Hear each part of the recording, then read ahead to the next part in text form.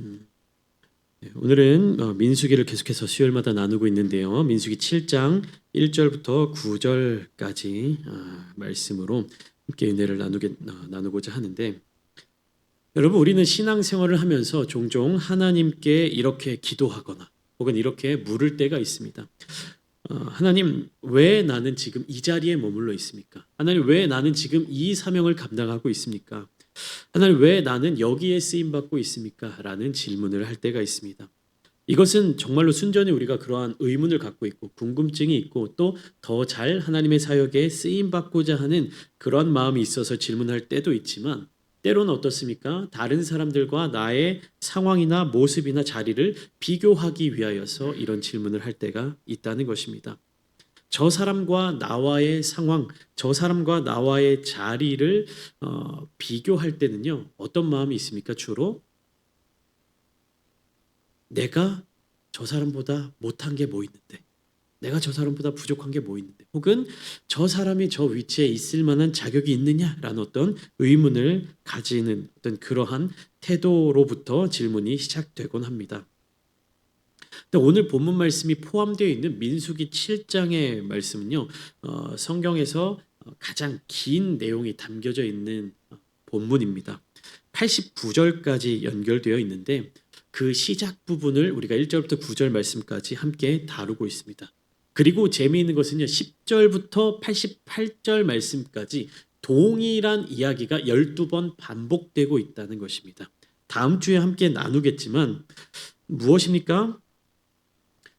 12절 첫째 날에 헌물을 드린 자는 유다 지파 암미나답의 아들 나손이라. 13절 14절 이어서 보시면 그의 헌물은 성소의 세겔로 130세겔 무게의 은반 하나와 70세겔 무게의 은발이 하나라. 이 두 그릇에는 소재물로 기름 섞은 고운 가루를 채웠고, 쭉쭉쭉쭉 해서 뭐 금그릇이 하나고 번제물로 무엇을 드리고 속죄제물로 무엇을 드리고 화목제물로 무엇을 드리고, 이것이 한 지파당 이 내용들이 꽉 차서 기록되어 있습니다. 근데 이것이 12지파의 모든 내용들을 보면 어떻습니까? 동일한 내용으로 기록되어 있다라는 것입니다. 우리는 흔히 뭐 이제 아이들이 졸업 시즌이 되었는데 졸업식 때 상장을 받을 때 어떻습니까? 뭐 개근상을 받을 수도 있고요, 뭐 봉사상을 받을 수 있고 성실한 어떤 상을 받을 수 있고 또 졸업장을 받잖아요. 그럼 졸업장의 내용들이 어떻습니까? 다 똑같죠. 그러면 어떻습니까? 맨 처음 받는 학생에게 뭐 위 사람은 이러면서 쭉 내용을 읽습니다. 그리고 두 번째 사람부터 뭐 100명의 학생들이 있다 그러면 100번째 사람까지는 어떻게 이야기합니까? 이하 동문.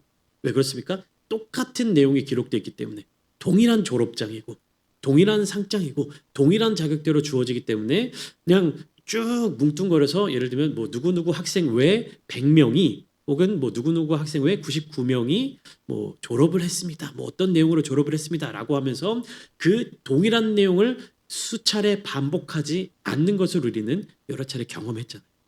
근데 이 오늘 본문이 포함되어 있는 민수기 7장의 말씀 속에서 하나님은 어떻게 하고 계시냐면요, 동일한 내용을 동일하게 반복하고 계신다는 것입니다. 여러분, 여기서 우리가 하나님의 마음을 깨달아야 되는 것이 어떤 부분에 있냐면, 우리가 민수기라고 하는 이 성경을 나누면서 계속해서 반복하고 있는 내용이 무엇입니까? 하나님은 이스라엘 자손들을 한 사람 한 사람 구원해 주시고 그들을 한 사람 한 사람 만나 주셨고 그들과 함께 대면하여 주셨다라는 것을 우리가 배우고 있지 않습니까? 하나님은요, 절대 누구누구 외 몇 명, 누구누구 등 몇 명, 이렇게 우리를 뭉뚱그려서 포함시키지 않으신다라는 것입니다. 이스라엘 백성들 계수된 자의 총계는 60만 3,550명이었더라 라는 이 말에 60만 명이 넘어가는 이 이스라엘 백성들이 그냥 누구누구 외 몇 명, 이스라엘 자손 중 한 명으로 요약된 것이 아니라, 하나님은 그 60만 명이 넘어가는 모든 이스라엘 자손들 한 사람 한 사람을 어떻게 하셨다고요? 계수해 주셨다. 백성들의 수를 세는 성경이다. 누가 세신다고요? 하나님이 세신다는 것입니다. 여러분, 하나님이 그의 백성들의 수를 센다라는 의미는 무엇이냐 하면요, 하나님의 것이다 라고 하는 증거가 되는 것입니다. 우리가 나에게 소속되어 있는 것, 나의 것을 우리가 셀 때 어떻게 셉니까? 가장 소중하게 세잖아요. 무엇이 됐든지 간에 내가 가지고 있는 것들을 굉장히 소중하게 세지 않습니까? 아이들하고 1박 2일을 캠프를 다녀왔는데 아이들이 자기가 가지고 있는 것들에 대해서 굉장히 하나하나 소중하게 세고 있습니다. 저희 아들이 오늘 바닷가에 잠깐 가서 이 조개 껍데기를 몇 개 주워왔습니다. 네. 계속 어디를 가든지 주머니에 있던 주먹에 쥐고 있던 것들을 펼쳐서 세는 거예요. 왜요? 내 거니까. 몇 개인 줄 아십니까? 4개입니다. 4개. 하나, 둘, 셋, 네. 이렇게 4개를 딱 확인하고 다시 주머니에 넣고 또 내 조개 껍데기가 몇 개가 있는지 4개를 확인하는 거예요. 그리고 제 아들이 아직 이제 3살밖에 되지 않았지만 그 아이에게는 나의 것, 나의 조개 껍데기 그 3개가 하나하나 다 소중하기 때문에 센다라는 것입니다. 여러분 우리들도 소중하게 세는 것들이 있지 않습니까? 뭐 저를 비롯한 우리 성도님들 우리 생활을 하면서 살아가면서 없어서는 안 될 중요한 것들을 항상 세고 있잖아요. 뭘 셉니까? 우리 물질적인 것들을 항상 세고 다니지 않습니까? 그것이 나에게 얼마나 있는지, 얼마나 남아 있는지. 근데 여러분 때로는요, 우리가 무엇인가를 센다, 나의 소유로서 센다라고 할 때는요, 내가 그것의 주인이 된다라고 하는 그 의식이 분명하게 있어야 한다라는 거. 우리가 나에게 있는 것들을 자꾸만 셀 때 이 주인과 종의 관계가 바뀌게 될 때가 있어요. 직설적으로 말씀드리면 우리가 돈을 셀 때 그것이 나의 삶에 있어서 나의 생활비라든지 나의 지경을 경영하는 일에 있어서 내가 그것들을 통제하고 재물을 다스리고 하나님의 뜻에 맞게 잘 사용하기 위해서 세는 우리 귀한 성도님들도 계시지만 그것에 자꾸만 매여서 세는 사람들도 있다라는 것입니다. 근데 지금 하나님께서 그의 백성들 이스라엘 자손들을 세실 때는 어떤 마음입니까? 나의 백성들이다. 나의 소유다. 나의 것이다. 내가 사랑하는, 내가 구원해낸, 내가 애굽 땅에서 이끌어낸 나의 백성이다. 나는 너희의 하나님 여호와니라. 그렇게 이스라엘 자손들이 이 민수기의 말씀을 기록해 나가는 이 과정 가운데 그들의 삶에 있어서 가장 중요한 것들은 무엇입니까? 우리가 하나님께 소속된, 하나님께 속한 백성이다. 그리고 하나님은 나 한 사람을 그냥 이 뭉뚱그려 살펴보시지 않으시고 나 한 사람을 대면하여 만나주신다라는 것입니다. 여러분 이 대면한다는 것은 곧 무엇으로 연결되느냐? 하나님께서 나를 사랑하신다라는 말씀으로 이어질 수밖에 없는 것입니다. 그렇게 우리는요 민수기 이 성경 말씀을 읽어 나가면서 이스라엘 자손들을 사랑하시는 하나님의 마음을 깨달아야 하는 것이고요. 그리고 이스라엘 자손들을 사랑하셨던 하나님의 마음이 오늘날 우리들에게도 동일하게 주어지고 있다라는 것을 인식해야 하는 것입니다. 민수기의 말씀이 그냥 그때 당시 이스라엘 자손들에게 주어졌던 그 사람들의 이야기로 그치는 것이 아니라 이 말씀들을 통해서 오늘날 우리들을 향한 하나님의 사랑을 발견해야 한다는 것, 기억해야 한다는 것이죠. 오늘 본문의 1절부터 3절까지 말씀을 보시면 먼저 1절 말씀입니다. 모세가 장막 세우기를 끝내고 그곳에 기름을 발라 거룩히 구별하고 또 그 모든 기구와 제단과 그 모든 기물에 기름을 발라 거룩히 구별한 날에. 여러분 우리가 뭐 이렇게 책을 읽거나 혹은 영어 공부를 하거나 가장 어려울 때가 무엇입니까? 이 문장에서 이 문맥에서 무엇이 주어고 무엇이 동사고 무엇이 형용사고 어떤 말을 하고자 하는지를 발견하기 어렵도록 문장이 구성되어 있을 때 우리가 굉장히 그 말이 어렵게 느껴지지 않습니까? 1절 말씀이 우리가 가볍게 보면 이게 무슨 말을 하는 거지? 라는 생각이 들 수가 있습니다. 근데 어떤 특별한 날에 무슨 일을 한다라고 하나님이 말씀을 시작하시는 건데 여기서 뭐 모세가 장막 세우기를 끝내고라고 해서 모세가 주인공인 이야기가 시작되는 것이 아닙니다. 모세가 장막을 세우고 그리고 그것에 기름을 발라 거룩히 구별하고 또 모든 기구와 제단과 그 모든 기물에 기름을 발라 거룩히 구별한 날에 그러니까 무엇을 이야기하는 겁니까? 1절 말씀은 그 날을 의미하는 겁니다. 그 날은 누구의 날입니까? 하나님의 날이에요. 그 날에 무엇을 지금 끝냈다라고 이야기하고 있냐면 장막 세우기를 끝냈다. 성막을 짓는 일을 마쳤다라는 것입니다. 여러분, 이스라엘 자손들이 레위기와 민수기에 지은 그 장막은 누구를 위한 것이었습니까? 하나님을 위한 것이었죠. 하나님이 머무시도록, 하나님이 그곳에 임재하시도록. 그러나 하나님께서는 꼭 장막이 있어야만 그곳에 임재하실 수 있는 분이 아니시죠. 어떤 특별한 조건이 갖추어져야만 이스라엘 자손들에게 다가오실 수 있는 분이 아니시죠. 그러니까 결국에 장막은 누구를 위한 것이냐면 이스라엘 자손들이 하나님을 위해서 지었지만 결국에는 누구를 위한 것이냐? 이스라엘 자손들을 위한 것이다. 왜요? 하나님이 이스라엘 백성들을 만나 주시겠다라고 하는 그 의지를 알려주신 것이기 때문에 그 의지를 담아서 장막을 짓도록 명령하셨기 때문입니다. 그리고 그 명령에 누가 순종한 거예요? 모세와 이스라엘 자손들이 순종한 것입니다. 그들을 위한 장막이고 그들을 위한 일이었는데 누가 일한 겁니까? 그들이 일한 것이에요. 그러나 그들 스스로 그들의 모세와 이스라엘 백성들만의 능력으로 일할 수 있는 것이 아니죠. 하나님께서 지혜를 주시고 일꾼들을 세워주시고 그들과 함께 하여 주셨기 때문에 이 장막을 완성할 수 있었다라는 것입니다.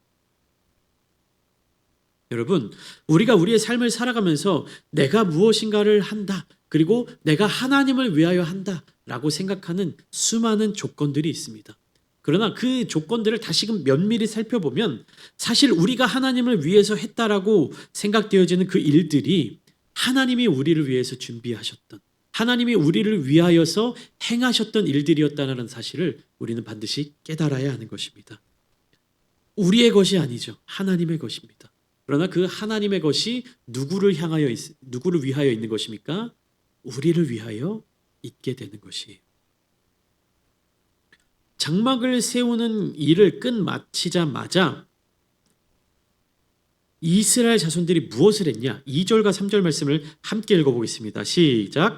이스라엘 지휘관들 곧 그들의 조상의 가문의 우두머리들이요 그 지파의 지휘관으로서 그 계수함을 받은 자의 감독된 자들이 헌물을 드렸으니 그들이 여호와께 드린 헌물은 덮개 있는 수레 6대와 소 12마리이니 지휘관 2사람의 수레가 하나씩이요 지휘관 1사람의 소가 1마리씩이라 그것들을 장막 앞에 드린지라. 여러분, 그들이 장막 세우기를 끝내자마자 한 일들이 무엇입니까? 하나님 앞에 헌물을 드렸다라는 것입니다. 오늘날로 따지면 감사 헌금을 드렸다라는 것이에요. 장막을 세우는 일이 누구를 위한 것이라고 생각되면 하나님을 위한 것이라고 생각이 되면 이들이 하나님 앞에 헌물을 드릴 이유가 없죠. 왜? 하나님을 위한 것, 하나님께서 명령하신 것, 그 명령에 순종해서 하나님을 위해서 장막을 세웠으니까 무엇을 해야 되는 겁니까? 하나님이 그 백성들에게, 이스라엘 자손들에게 복을 주시든지 상급을 주시든지 보상을 주시든지 그렇게 해야 되는데 어떻습니까? 장막이 다 세워지고 난 이후에 이스라엘 자손들의 지도자들이 하나님 앞에 감사의 헌물을 드렸다라는 것이, 이 내용으로만 봐도 이 장막 세우는 일은 누구를 위한 것입니까? 이스라엘 자손들을 위한 일이었다. 누가 강요하지 않았습니다. 얘들아, 장막을 다 짓고 나면 헌물을 드려야 모세가 얘기한 것도 아니었어요. 백성들이 자원하는 마음으로 드렸다라는 것입니다. 여기서 우리는 중요한 사실을 발견할 수 있죠. 하나님의 일은 억지로 떠맡을 수 있는 일이 아니라는 사실입니다. 자원하는 마음으로 시작되어야 하는 것이죠. 교회는 사람들이 모이는 공간입니다. 교회는 사람들이 머무는 장소입니다. 그렇기 때문에 때로는요, 누군가 해야 하는 일들이 있어요. 그래서 그것들을 부담이 되는 마음으로 누군가에게 또는 억지로 이렇게 부탁을 하거나 억지로 그 책임을 맡게 되는 경우들이 있습니다. 그러나 자원하는 마음이 아닌 억지로 하는 마음으로 계속해서 그 일을 하다 보면 결국 어떻게 됩니까? 일도 제대로 되지 않고 사람의 마음도 상하게 되고 아름답지 못한 모습으로 마무리된다라는 것입니다. 하나님의 일은요, 다시 한번 말씀드립니다. 억지로 떠맡는 것으로 시작될 수가 없는 것입니다. 자원하는 마음에서 시작되어야 한다는 것이죠. 성경에 나타나고 있는 이 지도자들은 각 지파의 대표입니다. 이미 각 족장들이라고 우리가 이해할 수 있는 것이죠. 책임이 있는 사람들이죠. 그런데 그들이 어떻게 합니까? 먼저 움직인다라는 것입니다. 리더가 먼저 움직인다. 여러분, 공동체의 건강함은요, 책임 있는 자들이 먼저 헌신하는 데서 나타나는 것입니다. 교회도 마찬가지죠. 구경하는 사람들이 많아질수록 공동체는 연약해집니다. 그러나 짐을 지는 사람들이 많아질수록 공동체는 강하게 세워지는 것입니다. 여러분, 우리에게 주어지는 사명은 왜 내가 해야 됩니까? 왜 나입니까? 라는 질문에서 시작하지 않습니다. 주님, 제가 하겠습니다. 제가 감당하겠습니다. 라는 마음에서부터 시작되는 것입니다. 여러분, 이어지는 4절과 5절 말씀에서 중요한 명령이 나옵니다. 사명은 누가 분배하냐? 4절과 5절 말씀을 보시면 여호와께서 모세에게 말씀하여 이르시되 그것을 그들에게서 받아 레위인에게 주어 각기 직임대로 회막 봉사에 쓰게 할지니라. 누구의 명령입니까? 하나님의 명령입니다. 사람이 드렸고 하나님이 받으신 것이에요. 그리고 사람이 가지고 오고 하나님께서 분배하여 주신다라는 것입니다.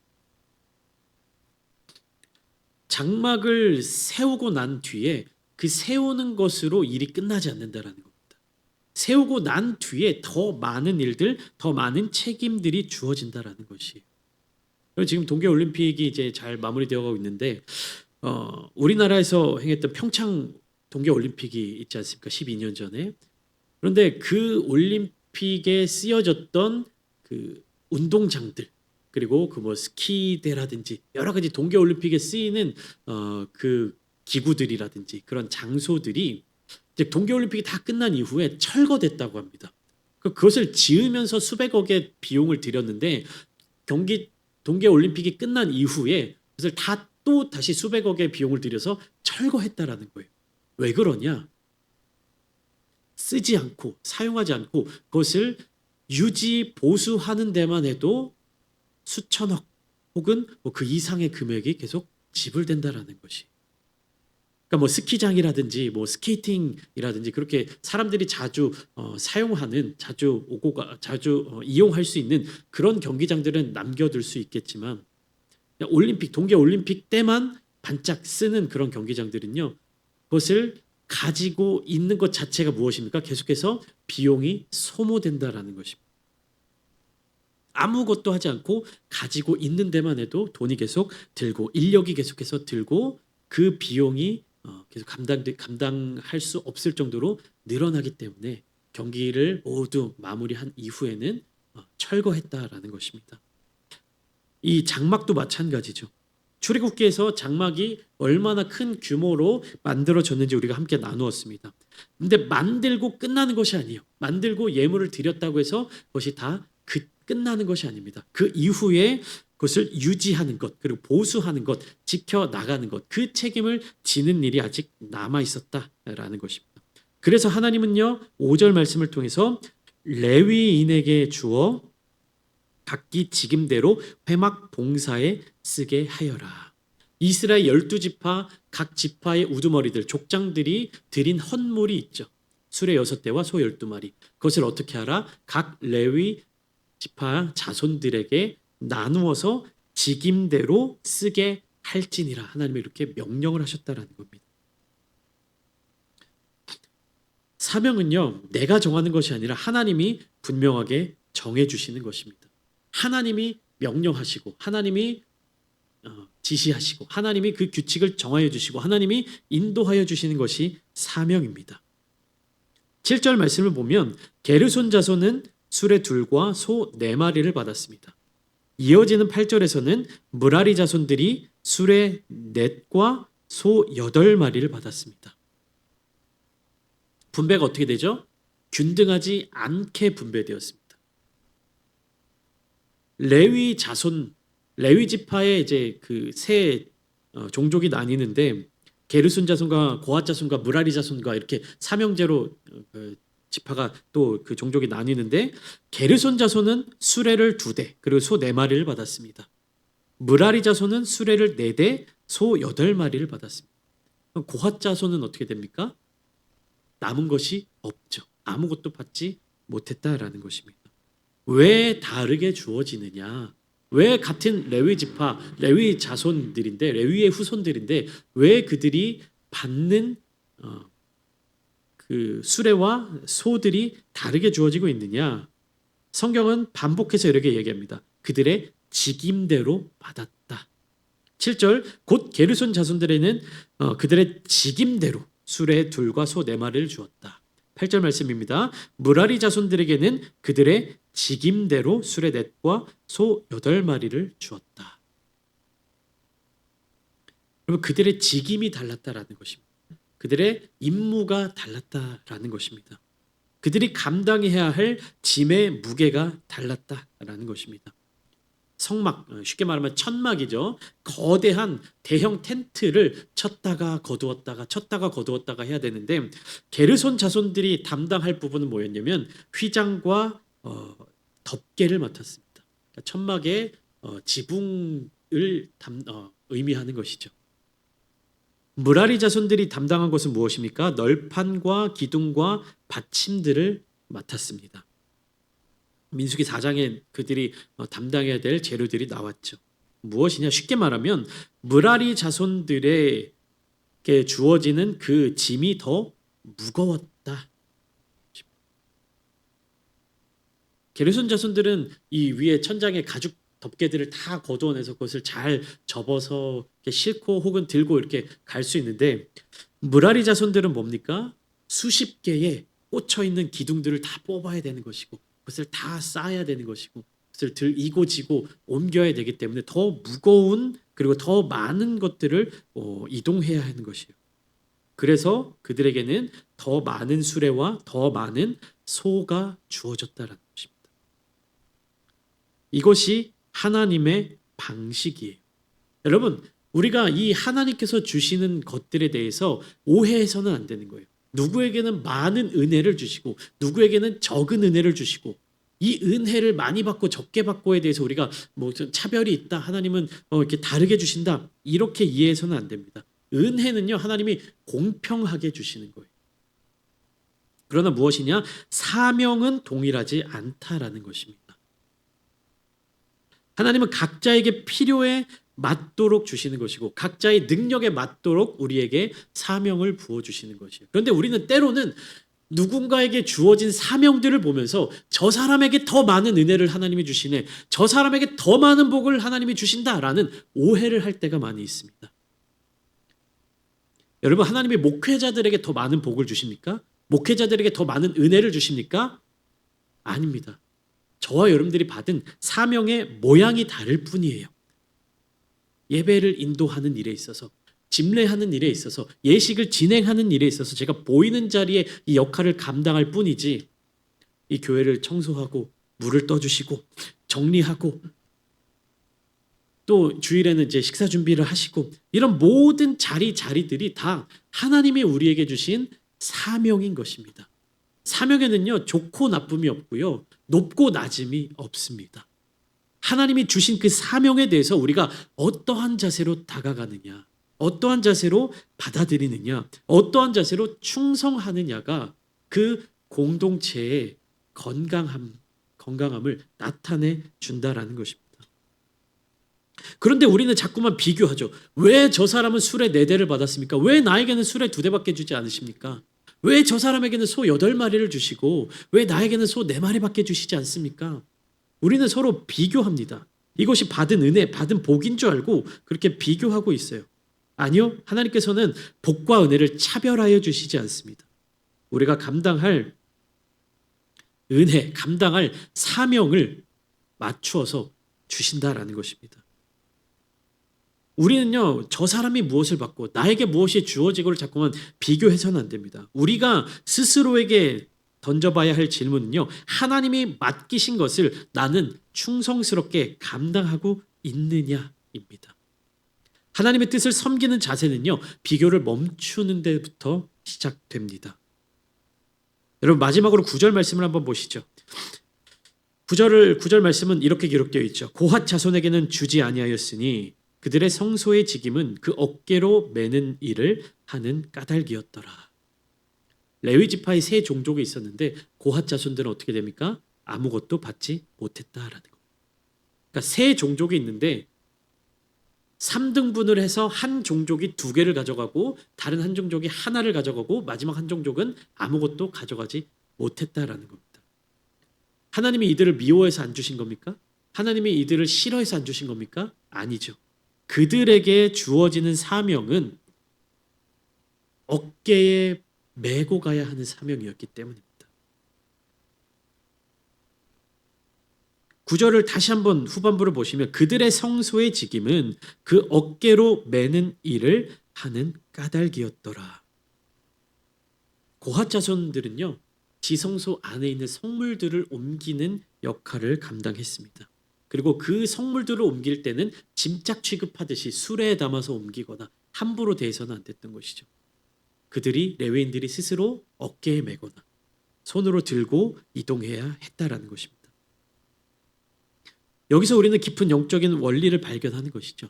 누군가에게 주어진 사명은요, 뭔가 더 나쁘거나 열악하거나 좋거나 이런 비교가 아니라 더 불편하거나 혹은 더 무거운 사명이 있습니다. 그러나 그것은요, 하나님이 사명을 차별하여 주시는 것이 아니라 각자에게 맞는 사명을 부어주신다라는 것입니다.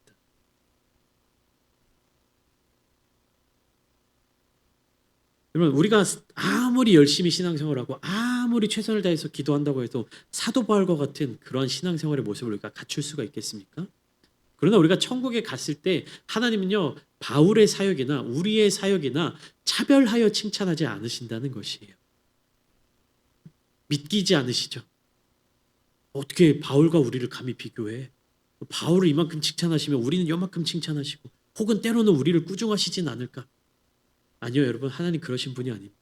제가 여러 차례 말씀드렸죠. 마태복음 25장에 달란트 비유를 기억하십시오. 한 달란트 받은 종, 2달란트 받은 종, 5달란트 받은 종. 한 달란트 받은 종이 주인에게 책망을 들은 이유는요, 그가 한 달란트 받은 종이었기 때문이 아니에요. 그가 받은 한 달란트로 무엇을 했기 때문입니까? 땅에 묻어두었기 때문입니다. 주인의 말에 순종하지 않았기 때문이에요. 2달란트 받은 종과 5달란트 받은 종은요, 그 주인에게 동일한 칭찬을 받습니다. 착하고 충성된 종이라는 칭찬을 받았습니다. 바울이 위대한 이유는요, 그가 대단한 일을 했기 때문이 아니라 하나님이 그에게 주신 사명을 100% 이행했기 때문입니다. 하나님 앞에 온전한 충성을 다했기 때문입니다. 여러분, 혹시 지금 맡겨진 자리가 버겁게 느껴지십니까? 그렇다면 이렇게 한번 생각해 보십시오. 하나님이 나를 이만큼 신뢰하시는구나. 하나님이 나에게 이만큼 하나님의 영역을 더 맡겨주시는구나. 여러분, 결국 사명을 감당하는 사람의 태도는 어디에서 나타나느냐? 하나님을 얼마나 사랑하느냐에서 나타나는 것입니다. 저는 제가 묵상하면서 마태복음 25장에 나타나는 2달란트 받은 종과 5달란트 받은 종은요, 그 주인을 사랑하는 종들이었을 것입니다. 성경이 그렇게 나와 있진 않아요. 그렇게 기록되어 있잖아요. 그냥 제 묵상입니다. 그 2달란트 받은 종과 5달란트 받은 종은 주인을 사랑했을 거예요. 그래서 주인의 마음을 흡족하게 하고 주인이 나에게 맡겨준 그 일에, 나에게 주어진 일에 최선을 다한 것입니다. 2달란트 받은 종은 5달란트 받은 종에게 질투하지 않았습니다. 5달란트 받은 종은 2달란트 받은 종에 비해 내가 감당해야 될 일이 너무 크고 무겁다라고 불평하지 않았습니다. 그러나 1달란트 받은 종은 어떻습니까? 주인을 오해하고 주인을 두려워했고 주인에 대해서 제대로 알지 못했습니다. 다시 말하면 주인을 사랑하지 않았다라는 것입니다. 사랑하는 성도 여러분, 나에게 주어지는 삶의 모습, 하나님이 나에게 주신 그 사명 혹은 하나님이 나에게 주신 은혜와 복의 모습에 대해서 더 이상 비교하지 마십시오. 불평하지 마십시오. 하나님 그분을 사랑하시기를 축복합니다. 우리는 우연히 이 자리에 앉아 있는 것이 아닙니다. 하나님이 생각 없이 우리를 이곳에 모으시지 않으셨습니다. 어떤 사람은 앞에 서는 자리, 어떤 사람은 보이지 않는 자리, 어떤 사람은 무거운 자리, 어떤 사람은 또 다른 것을 섬기는 자리. 하나님께서 각자 우리에게 주신 사명이 다 다르다는 것이죠. 그러나 분명한 것은 모두가 하나님의 계획 안에 있다는 것입니다. 그리고 모든 성도님들이 다 동일한 하나님의 사랑 가운데 있다는 것입니다. 여러분, 신앙은요, 우리가 더 좋은 것을 향하여서 자리를 옮기고 떠나는 것이 아니라 하나님이 하나님이 나에게 맡겨주신 그 사명의 자리에 충성하는 것입니다. 민수기 7장은 다음 주에 함께 나누겠지만 화려한 내용들이 기록되어 있지 않습니다. 동일한 내용이 계속해서 반복되어 있죠. 그러나 하나님의 나라가 어떻게 움직이는지를 보여주는 장입니다. 하나님은 사명에 따라 자리를 맡기고 계십니다. 그리고 우리가 맡은 그 자리에서 하나님의 뜻을 잘 감당하도록 우리에게 부탁하고 계시는 것입니다. 하나님이 맡기신 자리라면 그곳이 어디든지 가장 복된 자리인 줄 믿습니다. 오늘도 사명에 따라 맡겨진 자리에서 하나님의 뜻을 섬기며 우리들의 삶의 자리 가운데 항상 하나님께서 베풀어 주시는 그 은혜와 복을 충만하게 누리며 또 그 은혜를 나누며 그 사랑을 함께 전하는 저와 여러분들 되시기를 예수님의 이름으로 축원합니다.